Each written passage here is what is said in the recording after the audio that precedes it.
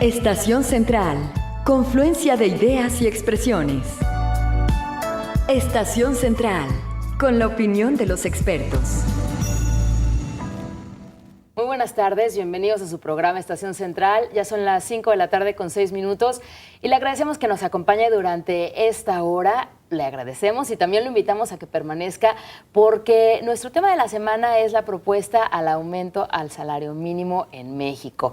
¿Qué sucede? ¿Cómo estamos? ¿Qué sucedería en caso de que se aprobara esta propuesta que tiene el Partido Acción Nacional a través de una consulta ciudadana? Su punto de vista también es muy importante. Hoy tenemos la visita de académicos, así que no se lo pierda porque estará muy interesante y muy buenos los contenidos de este programa.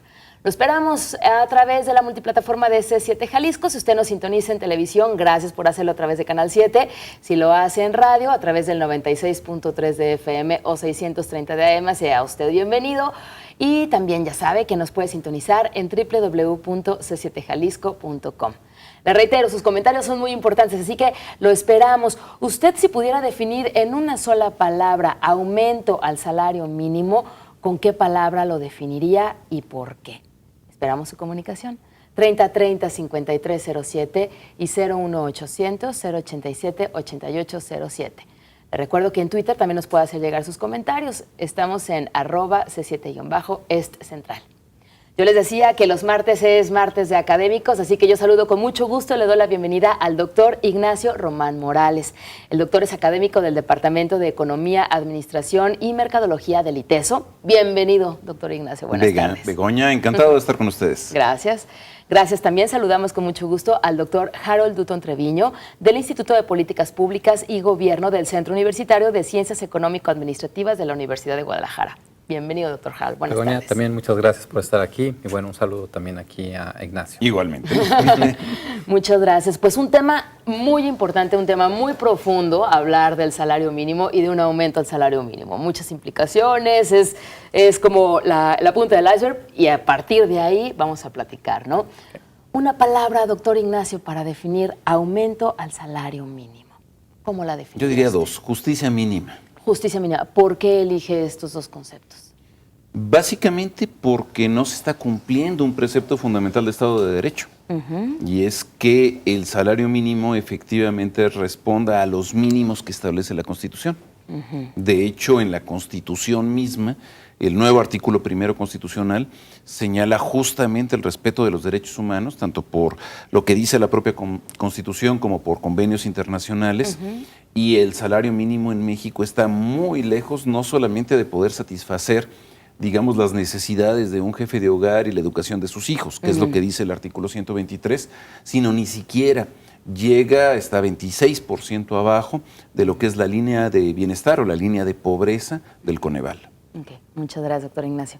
Por favor, doctor Harold Dutton, ¿cómo defines aumento al salario mínimo? ¿Una palabra, un concepto? Ya, bueno, también yo utilizaría dos palabras, ¿no? Y lo pondré de esta manera, gobierno codo, tal cual. Okay. Suena muy casual, pero en realidad, un poquito retomando también lo que dice Ignacio, ¿no? Esta cuestión de justicia mínima ha sido detenida por parte del gobierno durante aproximadamente 23 años, entonces ha sido un gobierno codo que no ha querido realmente elevar los salarios y con todas las consecuencias que en general son más positivas que negativas para la economía y digamos para el funcionamiento de no solo de las familias, pero también del propio gobierno. En comparación con otros países de América Latina, con quien podamos estar comparándonos, ¿cómo está el salario mínimo mexicano en comparación con otros países? Vámonos entrando de América Latina. Bueno, creo que si nos comparamos con América Latina, imagínate, estamos en penúltimo lugar, el último lugar en salario mínimo es Honduras, hasta donde yo tengo entendido de unos datos que también aquí traigo. Es Honduras, sin embargo, en Honduras está mejor el salario mínimo porque en virtud de que, digamos, lo que puedes comprar con él es más barato, digamos, los productos. ¿La vida es más económica en Honduras? Por lo tanto, están todavía, se podría decir, un poco mejor. Entonces, México está en un nivel muy abajo, se puede decir, comparando con América Latina. Y bueno, si lo comparamos con la OCDE, que creo que sería una comparación también más interesante, también ha sido el único salario mínimo de los países que lo integran, junto con Turquía, pero Turquía no ha estado tan mal, en el cual ha perdido su capacidad de compra en relación con los otros países. Sí, el salario mínimo de México es uno de los más bajos del mundo. De hecho, con Zelaya hubo un aumento fuerte en el salario mínimo de Honduras. El problema es que allá es muy confuso, porque en Honduras y en Guatemala, curiosamente, el salario mínimo es de lejos superior al salario promedio. Es decir, en realidad no se paga aunque aparezca un salario mínimo propiamente más elevado. Ahora, el gran problema en el caso de México es que es de toda América Latina el único que está por abajo del nivel de bienestar. Es decir, donde efectivamente hay una cuestión muy curiosa. Vuelvo a la cuestión de orden legal. En el artículo primero se señala que es una responsabilidad de todas las autoridades, de todos los órdenes de gobierno, el proteger los derechos constitucionalmente establecidos y los tratados internacionales en materia de derechos humanos firmados por México. Lo que estamos diciendo propiamente es que entonces las autoridades que fijan el salario mínimo simplemente están delinquiendo. Es decir, no están cumpliendo ni haciendo cumplir la Constitución.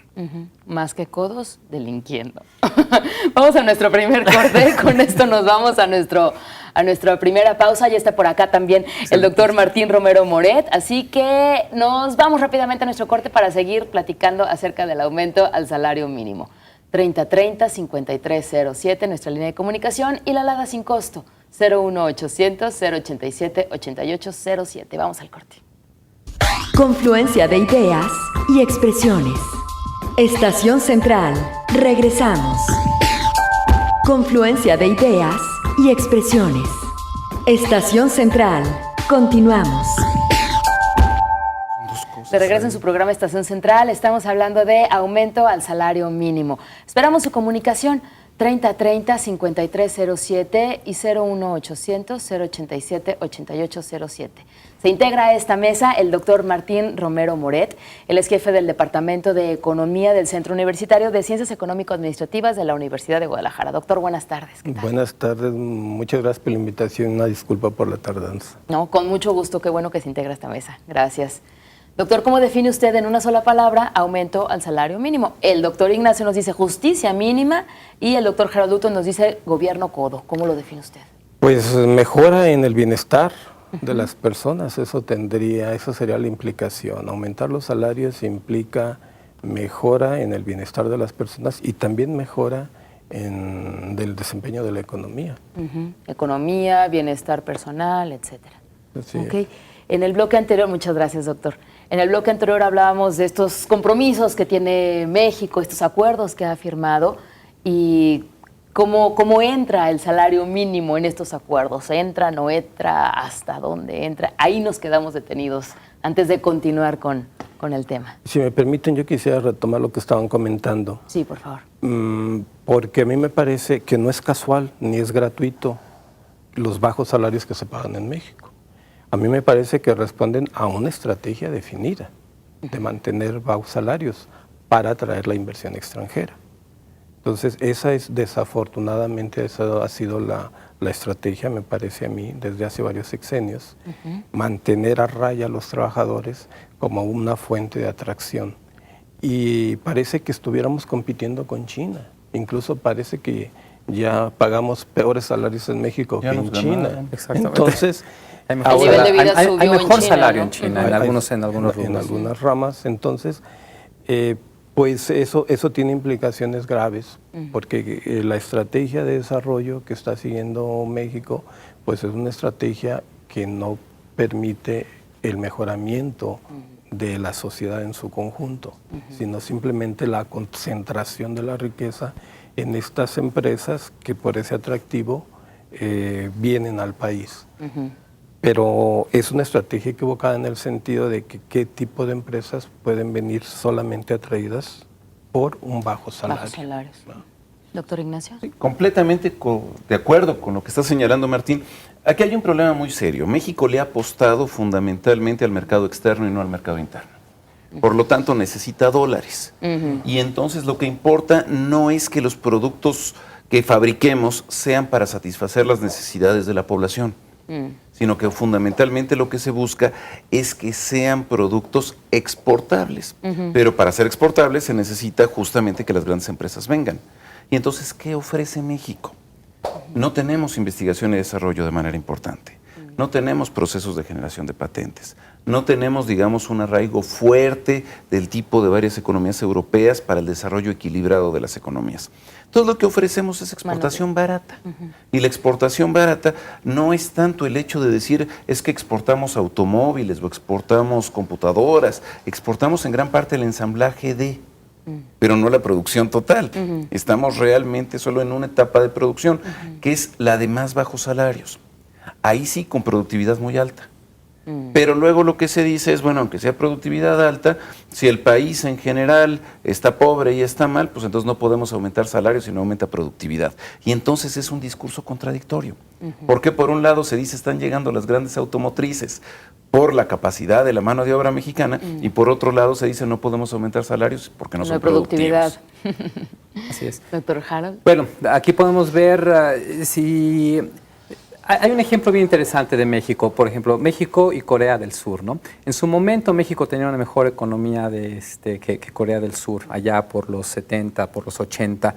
Y cuando los dos países, digamos, iniciaron este camino del libre mercado y de atraer la inversión directa, Corea del Sur se fue más por la cuestión de tecnología, es decir, voy a desarrollar también mi capital humano en el área de tecnologías, ¿no? Y México se fue, como bien lo dicen, más bien por la cuestión de la mano de obra barata, ¿no? Y hoy podemos ver este camino errado, ¿no?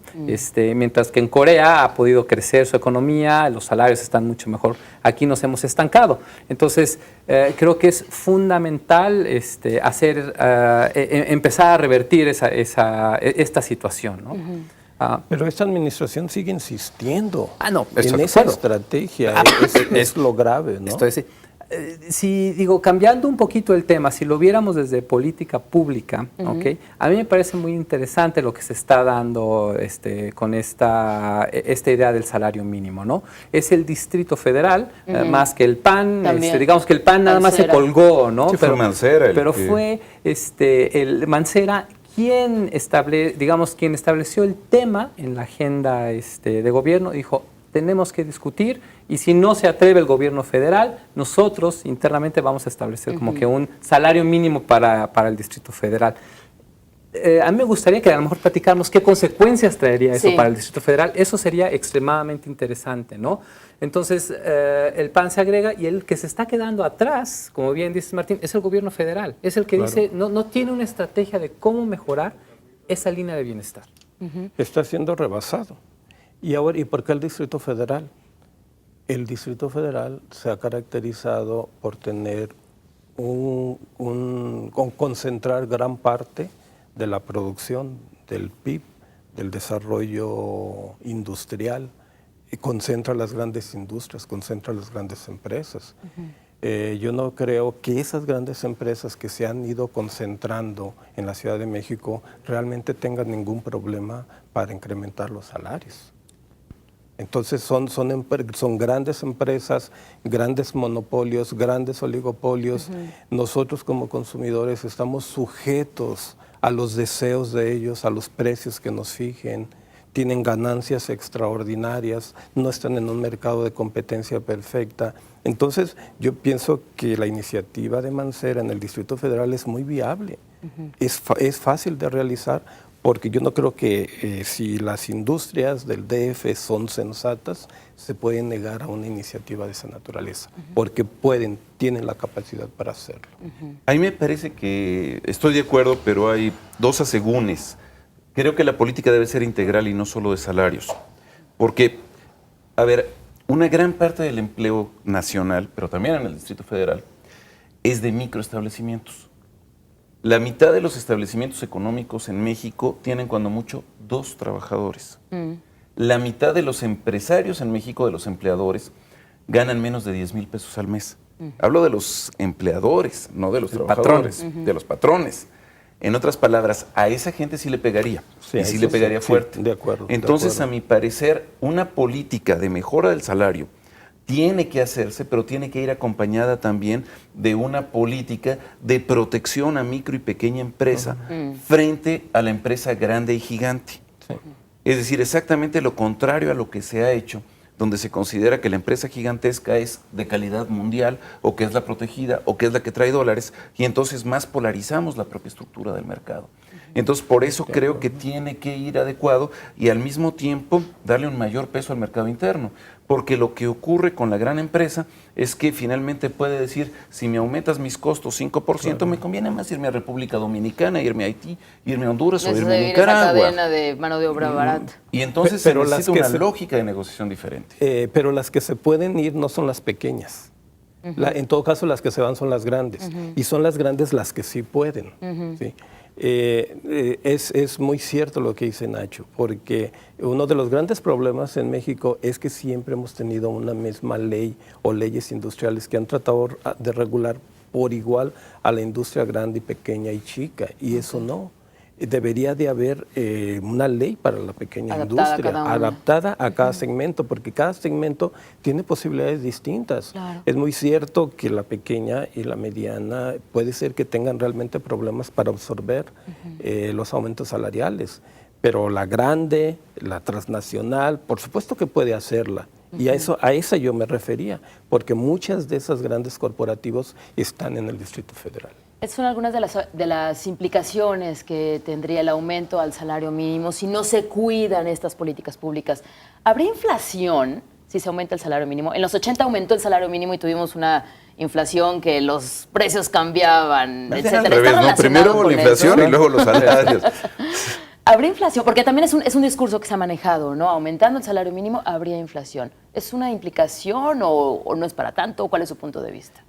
Bueno, claro, sí habría un efecto inflacionario, pero no sería, habría que hacer los estudios. Ese es uno de los problemas, que también hay que sustentarlo más. Los empresarios tienen que sustentar más esos dichos, pero yo no creo que sería un efecto inflacionario que descarrilaría, la economía del país, ¿no? Sí tendría que ver, pero creo que la forma en que lo ha mantenido México, el que suba, pues, ¿qué será? Estamos ahorita en el 4%.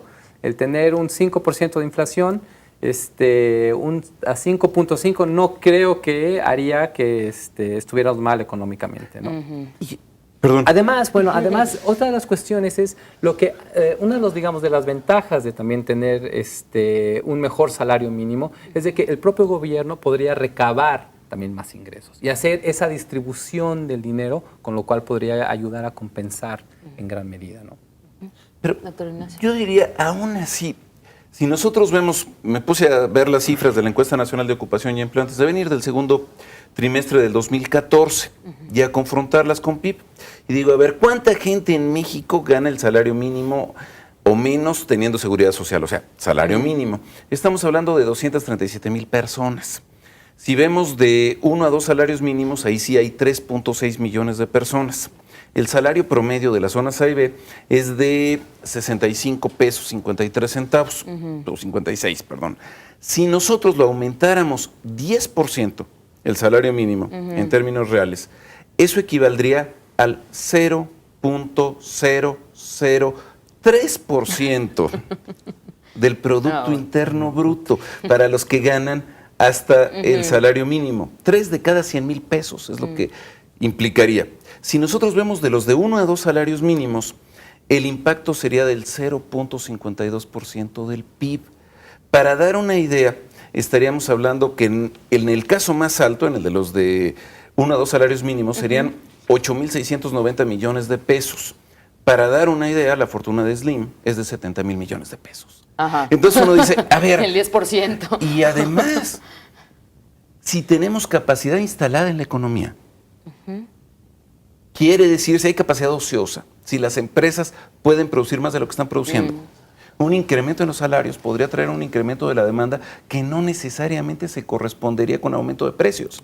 No nos preguntamos cuánto aumenta la inflación, el aumento a la gasolina o el aumento al gas. O, por ejemplo, la lógica de la reforma fiscal. No nos preguntamos cuánto implica en la inflación las brutales tasas de interés que han estado cobrando los bancos entre lo que cobran frente a lo que pagan al ahorrador. Y resulta que lo que sí causa inflación es lo que permita sostener un mínimo nivel de decoro de un trabajador que cada vez necesita trabajar más de 48, 56 o 64 horas para ganar 2 salarios mínimos. Los invito a ir a nuestro segundo corte y de regreso tenemos las llamadas de nuestros radioescuchas y televidentes. Estamos hablando del aumento al salario mínimo. Esperamos su comunicación. 3030-5307 y 01800-087-8807. Vamos al corte. Confluencia de ideas y expresiones. Estación Central. Regresamos. Y expresiones. Estación Central. Continuamos. De regreso en su programa Estación Central, gracias por acompañarnos. Estamos hablando del aumento al salario mínimo y tenemos sus llamadas. Tenemos por aquí primero a Claudio Martínez de la Colonia Auditorio. Nos dice, me gustaría retar a los empresarios y gobernantes que vivan con el salario de un trabajador. Debería haber más empleos con salario justo. Pues digo, hubo una consigna política en los 70 del ingeniero Eberto Castillo, que era justamente esa, salario mínimo al presidente para que vea lo que se siente. Era el lema político que usaba. ¿Y qué pasó? Pues nunca le dio. No estuvo en el poder. Nunca llegó al poder el ingeniero. Ni ganó el salario mínimo el presidente. Ni ganó el salario mínimo el presidente. Federico Velasco Ursúa de Mezquitán Country manda saludos. Muchas gracias, Federico. Él nos dice, estoy de acuerdo con los ponentes, pero yo le añado que hablar de salario en México es una utopía. ¿Del aumento del salario? ¿Será una utopía? No, yo creo que es necesario esta discusión que sea cada vez más abierta, más franca. Una, porque es un derecho, ¿no? Tenemos que entender lo que es un derecho humano, está en la Constitución, como bien decía Nacho. Entonces, es necesario, y vuelvo a insistir, lo que está haciendo el gobierno del Distrito Federal, creo que es ese parteaguas, ¿no? Necesitabas alguien que pusiera el tema en la mesa y dijera, bueno, hay que abrir la discusión. Esperemos que traiga algo positivo y a un corto plazo y no esperar a otros 10, 20 años, ¿no? Nos dice Bernarda González, esta llamada llegó ayer muy tarde, al igual que las siguientes que voy a leer, pero las podemos responder. Nos dice, pues que todos los políticos se bajen el sueldo, el salario mínimo, porque ganan una millonada. Está relacionada con el reto que nos decía la otra persona. Marco Antonio Bautista, de la Colonia Ladrón de Guevara, pregunta, ¿qué tanto afecta todo lo que se calcula al aumento del salario mínimo de acuerdo al Infonavit, créditos hipotecarios, entre otros? Esto relacionado con el valor referencial que tiene tantos salarios mínimos para tal cosa. ¿Cómo afectaría? Bueno, si ese es el impedimento, yo creo que las empresas y los empresarios deberían de ser conscientes de que este país necesita que sus trabajadores ganen más. Y podrían pagarles más sin necesidad de que haya aumentos en el salario mínimo. O sea, si realmente fueran sensatos, pagarían 4, 5, 6, 7 salarios mínimos a sus trabajadores. Y nos quitamos del problema de tener que hacer todos esos cambios a los cuales está referenciado el salario mínimo. Y eso tuviera implicaciones, ¿no? Es mi opinión. Doctor Ignacio. Pero yo creo que sí debe de haber un país de reglas y no solo de buenas voluntades. Y eso implica que sea realmente un derecho y no simplemente un acto de aparente buena voluntad. Porque, bueno, como decía también alguna vez un profesor sobre los procesos de autorregulación, si mis hijas se autorregularan, nunca llegarían a la casa a dormir. Entonces, eso es un problema, finalmente, si lo manejamos. Ahí yo creo que hay un punto importante que se está proponiendo y que es el generar o bifurcar el concepto de salarios mínimos en 2 planos. Uno como unidad de referencia para el pago al trabajador y otro como unidad de referencia para el pago de multas o cuotas. Y aún ahí yo bifurcaría otra vez. Me parece que en el caso, por ejemplo, de cuestiones de carácter hipotecario, debería de mantenerse un salario mínimo realmente muy, muy bajo como unidad de referencia para evitar que se eleven los costos de la gente que ha adquirido, está adquiriendo o puede adquirir una vivienda. En el caso de multas, no. En el caso de multas, si nosotros decimos es que los salarios mínimos tienen que manejarse suficientemente bajos, estaríamos haciendo lo que en economía llaman un incentivo perverso. Si no me cuesta violar la ley porque el salario mínimo es muy bajo, pues la violo. Claro. Yo estoy de acuerdo en que se debe de regular, pero ¿se puede regular el tipo de economía que nosotros tenemos? O sea, puedes regular, es decir, puedes obligar por un decreto, aunque aumenten los salarios mínimos, Cuando, por un lado, las micro y pequeñas empresas difícilmente lo pueden hacer si tienen una estructura de costos complicada. Y los grandes monopolios y los oligopolios pueden repercutir cualquier aumento en los precios, como siempre lo han hecho, porque tienen el poder sobre el consumidor. Entonces, podemos regular por decreto, ¿no? Necesitamos del consenso, necesitamos del acuerdo. Como se logró el acuerdo, tipo pacto económico con Salinas, pero ese tipo de acuerdo político de que conviene a la economía del país aumentar los salarios y que esos grandes corporativos, esos grandes monopolios que fijan sus precios a su antojo, estén de acuerdo en absorber los aumentos salariales y en que este país necesita de aumento para que la población aumente su bienestar.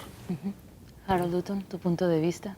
Ya, nuevamente, yo sí considero, se tiene que regular, es el gobierno el que tiene esa obligación, definitivamente, son los que deben de manejar esa línea mínima, digamos, de bienestar, que debe decir, esto es lo que yo sé que mi gente, o la población, o todos necesitamos para poder salir adelante.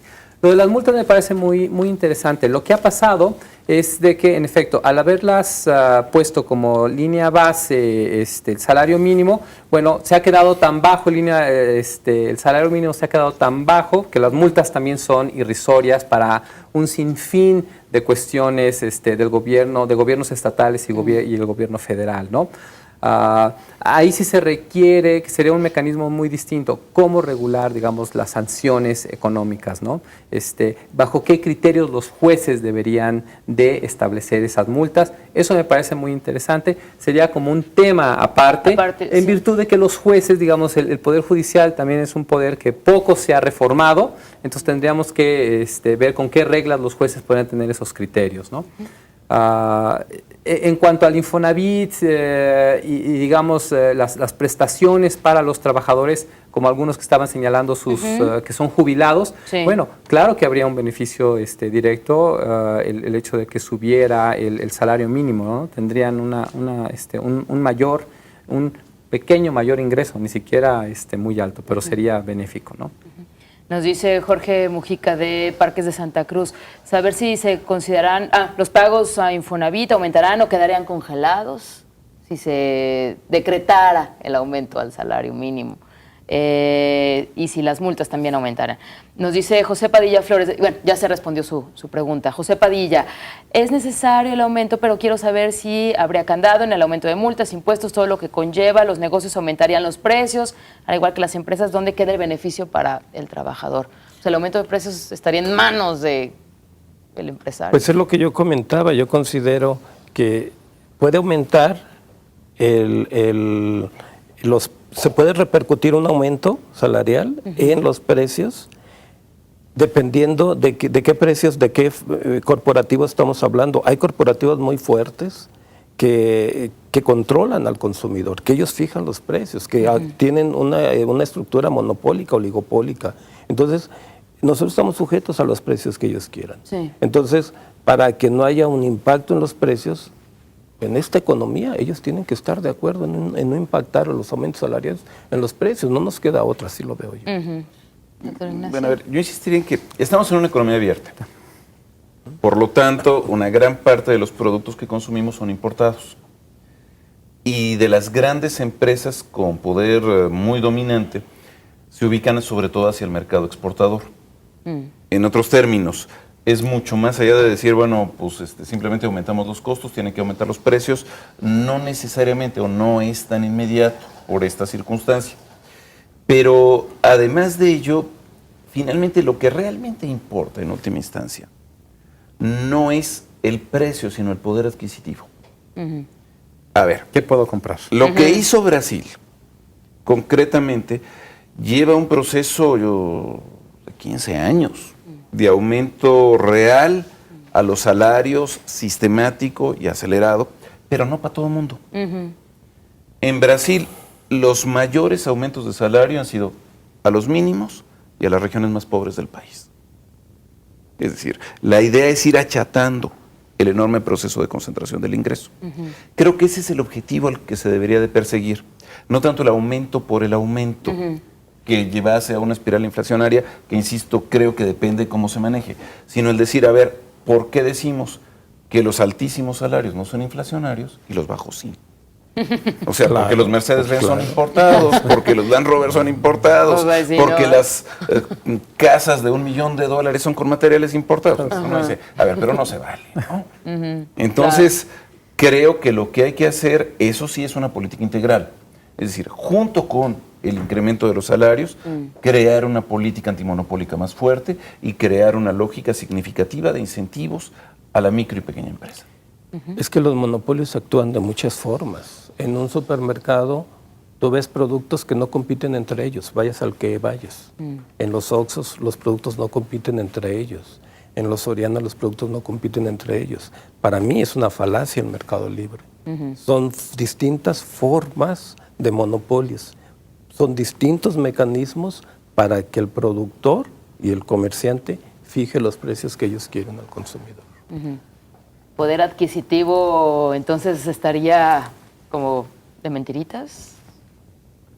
No, yo vuelvo a insistir, yo creo que sí, bueno, claro que no estamos en una economía de mercado libre, o sea, perfecta, bien, que hay que empezar a regular, digamos, algunas de esas áreas que son más monopólicas, se está queriendo trabajar, ¿no? Pero hay que, debemos de ver que las políticas públicas no es algo acabado, no es algo de que ya tenemos una política pública y es la que nos va a solucionar todos los problemas. Se tienen que ir construyendo poco a poco. Que sea más rápido, más que poco a poco, ¿no? Sí, si no, al ratito van a decir, bueno, nos vamos a llevar el salario mínimo otros 20 años como estamos y ahí vamos poco a poco. No, se tiene que trabajar muy rápido en que el mercado sea más competitivo, eso creo que es definitivo, ¿no? Pero hay muchas áreas que sí son competitivas, tampoco podemos pensar que claro, todo está no es la generalidad, monopolizado, pero ¿no? sí gran parte no lo es. La propuesta del DF es más, no es tan radical tampoco. El DF creo que está proponiendo un salario mínimo en 87 pesos. poquito arriba, ¿no? Algo así. Como bien Empezó dicen, con 100, le bajó 87. ajá. Cuando en realidad, cuando uno ve cómo están los salarios, en realidad yo creo que podríamos decir que casi el promedio de la gente está ganando a lo mejor entre 80 y tantos pesos, ¿no? Aquí traigo una lista muy interesante donde dice un albañil gana 90 pesos, lo que se tiene ahí catalogado. El problema que hay es de que a lo mejor yo ganan los 90 pesos, pero me tienen registrado con el salario mínimo. Ajá. ¿Okay? Entonces esa diferencia. ¿Cuántos no hay así? Exactamente. Sí. Y tiene un impacto muy fuerte, obviamente, a largo plazo, ¿no? El día que yo me retire, pues bueno, resulta que estaba registrado con un salario mínimo y ni siquiera con mi salario de 90 pesos, ¿no? Sí. Entonces, si ya tenemos, y eso creo que podría demostrar por qué no sería tan inflacionario, ¿no? Si ya estamos ganando los 80, los 90 pesos, si ya se están pagando, bueno, que se haga ese ajuste, digamos, en los libros contables de las empresas, no creo que va a disparar una inflación que nos mantenga hundidos, ¿no? La gente ya está ganando esos 90. Ok, tenemos que ir a nuestro último corte. De regreso tenemos más del aumento al salario mínimo, la relación que puede tener con el comercio informal, ¿no? Cuánto ganan muchas personas en el comercio informal, que pueden ganar mucho más del salario mínimo incluso, que quienes están en la formalidad y que ganan el salario mínimo. 3030-5307 y 01800-087-8807. Lo esperamos, regresamos después del corte. Confluencia de ideas y expresiones. Estación Central. Regresamos. Confluencia de ideas y expresiones. Estación Central. Continuamos. Estamos de regreso en su programa Estación Central hablando de esta propuesta que ya se dijo en esta mesa, se tiene en el Distrito Federal por parte de Mancera para elevar el salario mínimo, y también el Partido Acción Nacional está realizando una consulta ciudadana con este mismo tema, el aumento al salario mínimo. Su consulta se llama Salario Digno y es el tema de esta semana, la propuesta al aumento al salario mínimo. Tenemos sus llamadas. Alonso Sec de Paseos de Santiago nos dice, ¿qué va a pasar con los que tenemos créditos en UDIs y que estamos pagando vivienda? ¿La mensualidad va a aumentar, al igual si aumentara el salario mínimo, estos créditos en UDIs? A ver, no es la estructura de pago. Sí. A ver, el pago mensual puede ajustarse con el salario mínimo. La lógica del pago final es en función de la inflación. La unidad de inversión finalmente es una tasa de interés descontada la inflación. Eso es lo que corresponde. Entonces, teóricamente no tendría que generar un efecto importante. Ahora, por eso es importante también el poder generar un criterio doble. Uno, el salario como salario, que es su sentido real. El pago al trabajador. Y otra cosa es unidad de cuenta para el pago de actividades de carácter administrativo. Eso evidentemente hay que separarlo, porque si no, entonces genera una distorsión. Y entonces no hablamos de salarios, sino hablamos de multas o hablamos de tasas de interés sobre cobros y hablamos de otra. Y vemos todas estas preocupaciones de la gente que diría, pues es que, ¿dónde va a estar la ganancia? Aumentará mi salario, pero me va a aumentar toda la vida de todas formas, ¿no? Por eso tendrá que separarse. Creo que ahí hay un elemento importante. Y el segundo, yo diría, a ver, ¿qué ha pasado con el empleo desde la aprobación de la reforma laboral? El sector informal se ha reducido. Más que por la reforma laboral, por la reforma hacendaria. Y ha aumentado muy fuertemente el empleo en grandes empresas formales. Yo no diría que bueno, pues es una excelente noticia. Nada más que hay un pequeño problema, con salarios cada vez menores y con jornadas cada vez mayores. Se ha dado un desplazamiento de todo lo que es el empleo del rango de 3 a 5 salarios mínimos hacia el empleo de 2 a 3 salarios mínimos. Y ha caído también el de más de 5 salarios mínimos. Y simultáneamente se están incrementando sistemáticamente las jornadas laborales superior al máximo legal permitido, a las 48 horas. En otras palabras, lo que estamos haciendo es generar un país donde crece la formalidad, pero pues si quieres ganar más de 4,000 pesos al mes, tú tienes que trabajar más de 48 horas a la semana.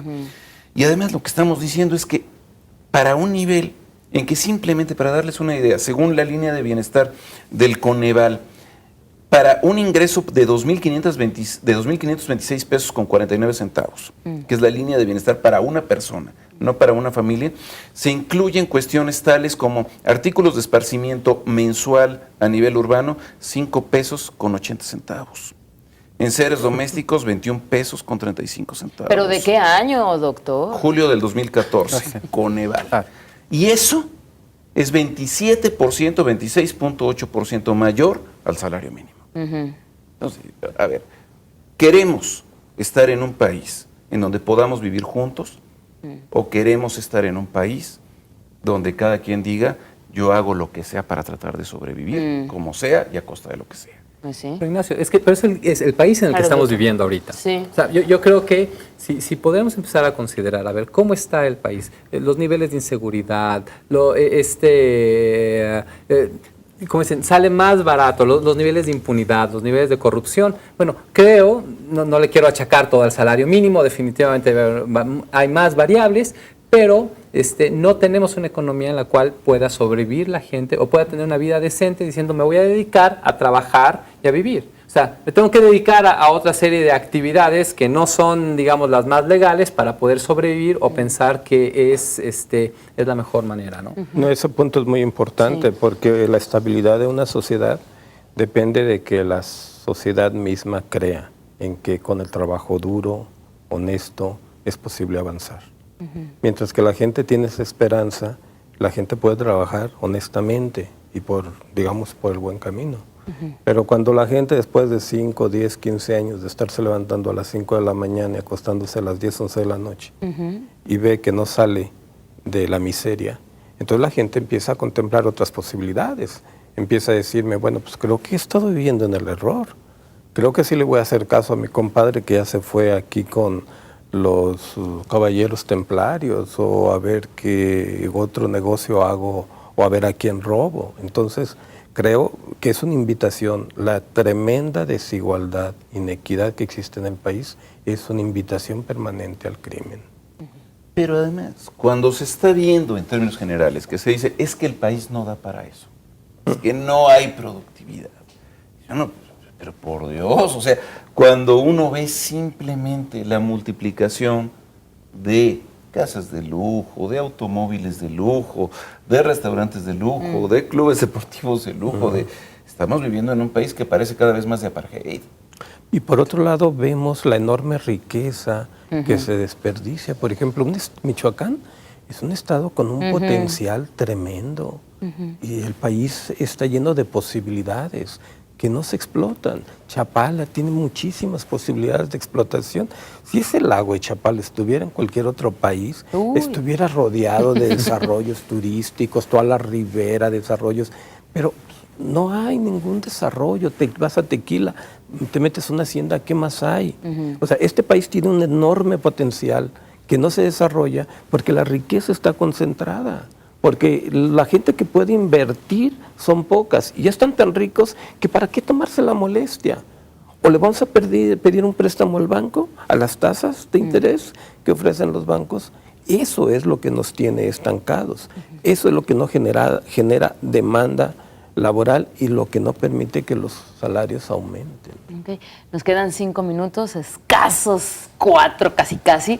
Ignacio Ramos Rosales de Lomas de la Primavera, necesidad de aumentar el salario mínimo, ya que la mayoría de los ciudadanos trabajamos por unos salarios mínimos con los cuales no cubrimos las necesidades básicas de un hogar.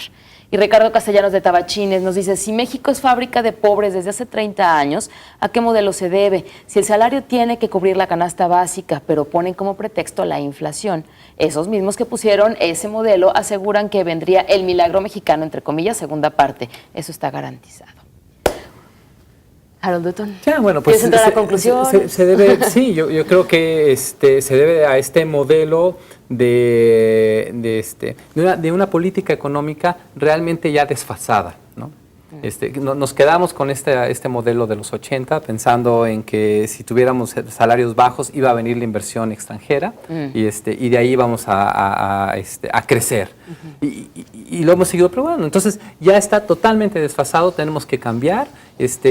Creo que hay espacio después de lo que hemos estado platicando, es necesario y creo que las consecuencias para el país pueden ser mucho más positivas, no nada más en lo económico, sino también hasta en las cuestiones de seguridad, de seguridad social, de seguridad pública. O sea, veríamos a lo mejor cambios, ¿no? Okay. Entonces, bienvenida. Lo del PAN me parece una vacilada porque ni modo que alguien se vaya a oponer a decir que no quiere ganar más. Entonces, pero aún así se debe hacer el cambio y esperemos que sea pronto. Pero para que haya el cambio tenemos que cambiar los liderazgos, porque esos liderazgos piensan así y no van a cambiar su manera de ser. Todos esos liderazgos económicos, toda esa gente pensante que trabaja en el Banco de México, en Hacienda, en Economía, piensa así. En los sindicatos. Hasta los mismos sindicatos que se oponen a los aumentos salariales. La misma comisión del salario mínimo. Tenemos que cambiar esa gente. Mientras que ellos sigan en los puestos de poder, no va a haber ningún cambio. Es que ellos no ganan el salario mínimo. O sea, cuando uno ve la vida faraónica de los líderes sindicales en Pemex, en educación, en la CTM, dicen, es que el país no da para aumentar los salarios mínimos, uno dice, ¿en qué país estamos? Yo creo que hay que construir una viabilidad económica que sea congruente con la viabilidad social y no al revés, no subordinar la viabilidad social a los negocios. Ok. De acuerdo. Finalmente, doy acuse de recibo de estas llamadas, las leo rápidamente. Señor Francisco Rodríguez de San Andrés, ¿qué necesidad de subir los productos? Tiene que existir un control en ese aspecto porque si no, no habría beneficio al aumento al salario. José Luis Martínez de la colonia Villaseñor, quiero saludar al panel. Por favor, pongan los pies en la tierra, no metan a otros países, hablen de México, no comparen, nos interesa México. Son referentes, ¿no? Muchas gracias por su llamada, José Luis. Señora Laura Muro de Zapopan, no tienen derecho a lo superfluo mientras alguien carezca de lo estricto. Poner en la balanza a las personas que no justifican su sueldo. José de Jesús Flores Salazar de Tlaquepaque, hay una propuesta del Partido Acción Nacional sobre una modificación al salario. Para mí es una propuesta muy sana. ¿Quién es responsable de medir el salario mínimo? Se tiene que hacer un análisis muy profundo para establecer un salario mínimo bien determinado. Muchas gracias a todos por sus llamadas. Muchas gracias por haber venido. Gracias, doctor Martín Gracias Romero. por la invitación. Gracias, doctor Ignacio Román. Gracias, Harold Dutton, por habernos acompañado. Gracias también a ustedes, lo esperamos mañana, mañana es miércoles, en punto de las 5 de la tarde. Mañana continuamos con este tema, esta propuesta al salario mínimo y tenemos el punto de vista de los jóvenes. Así que también punto de vista importante, interesante. Lo esperamos 5 de la tarde a través de C7 Jalisco. Gracias. Estación Central, confluencia de ideas y expresiones. Estación Central, con la opinión de los expertos. Los comentarios y las opiniones vertidas en este programa son responsabilidad de quienes las emiten. De ninguna manera representan el punto de vista de C7 Jalisco. Se difunden como un ejercicio de pluralidad, diálogo y tolerancia. Derechos reservados C7 Jalisco 2014.